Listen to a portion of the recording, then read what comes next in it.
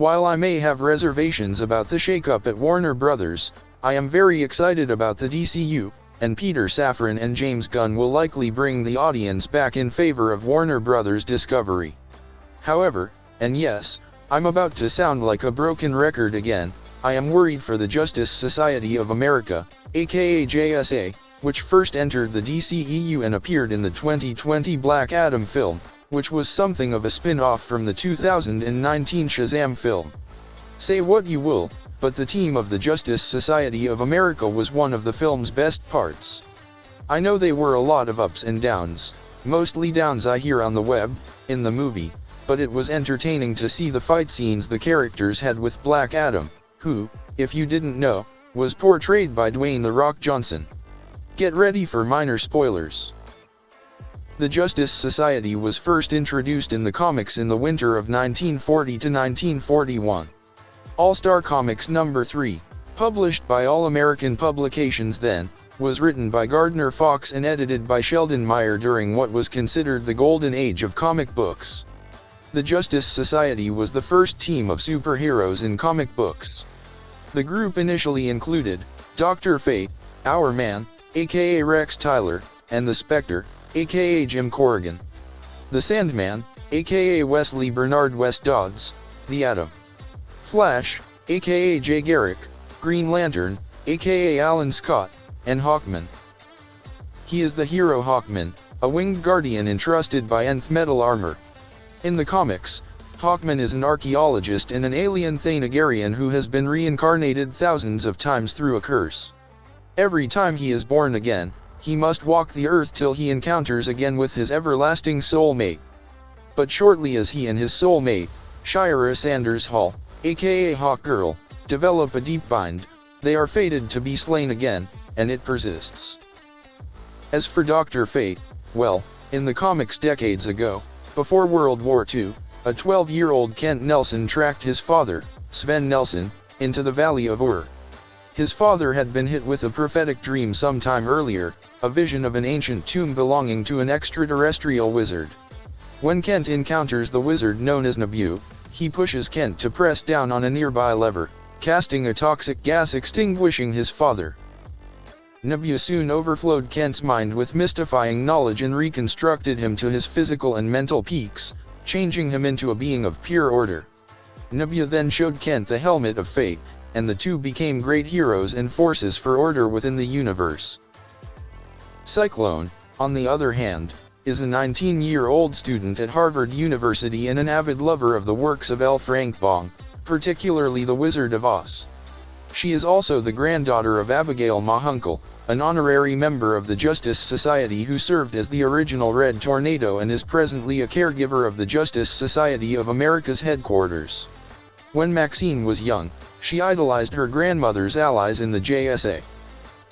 Then there is Atom Smasher, the godson of Al Pratt, the Golden Age Atom. Albert Rothstein received his meta-human abilities of super strength and control over his molecular structure, letting him modify his height and density body, from his grandfather, a dubious supervillain known as Cyclotron. When he was younger, he went by the name Nuklon and was a charter member of Infinity Incorporated, and later functioned in the Justice League. He has been deemed a reliable but somewhat unconfident and uncertain superhero in Infinity Incorporated. He had a mohawk haircut during this time. While in the JLA, he developed a strong friendship with fellow former Infinity Inc. In the film, the team was currently condensed in the roster and consisted of Hawkman, aka Carter Hall, whom Aldous Hodge portrayed.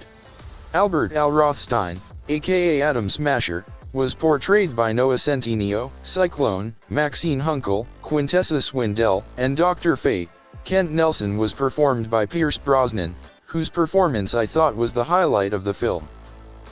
After hearing about Black Adam, U.S. government official, and Argus director Amanda Waller called Hawkman, the team's de facto leader, and tasked him to assemble a crew and bring Black Adam into custody. Hawkman then forms the team, which seems to be the group's reappearance, which once featured known members himself, the Savage Hawkman, the Golden Age Dr. Fate, and the Mighty Might the Atom, who was also the uncle of Atom Smasher. As you can imagine, the team's first encounter against Black Adam was met with hostile intentions between the JSA and Black Adam. The group manages to stop Adam for a while before he escapes to the ruins of Onkot's palace. During the fight, Fate learns that Adriana is an archaeologist who freed Black Adam. The JSA asks Adriana to give them the crown, but she refuses until they reveal to her the truth that Adam was the one who lost control of his ability 5,000 years ago and annihilated the Kandak Palace in his revenge for the king, who killed his family, seeking power at the time. However, now I'm getting off topic. In short, aside from the fight with Black Adam, one of the other spotlights of the film was from Hawkman's mansion to the secret underground base where they held Hawkman's jet, the Hawk Cruiser. Even the bantering and camaraderie between the team and Atom Smasher getting in trouble with Hawkman more than once.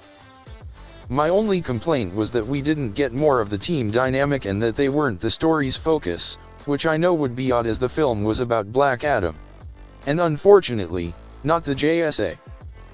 Now that the DC film franchise is getting an overhaul and reboot of a slate of new films and TV shows, who's to say this version of the JSA will appear, which would be a shame as the heroes seemed just to be getting their feet wet.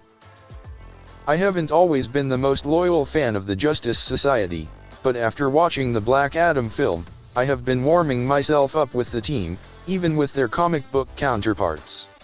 I'd like to see more of the Justice Society, but I want to know if the team will still be around after the characters reshuffle at DC Studios.